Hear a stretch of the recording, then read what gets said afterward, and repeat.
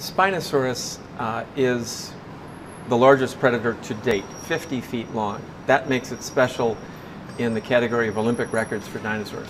But for science, it broke another barrier that I think is scientifically more important for us. It is an animal that is adapted to living in water.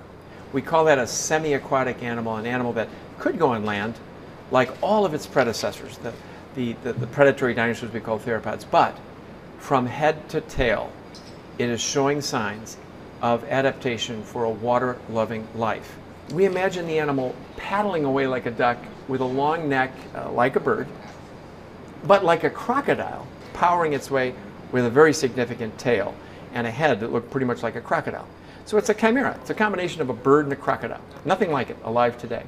There's no modern day equivalent to Spinosaurus, and there are no extinct animals that really look anything like Spinosaurus.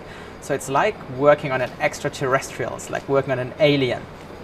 You know, my interest in these strange African dinosaurs started very early, when I was about 6 or 7 years old. And so to actually see this skeleton come together and being able to play a role in bringing this dinosaur back to life, so to speak, has been a pretty incredible experience and still feels very surreal.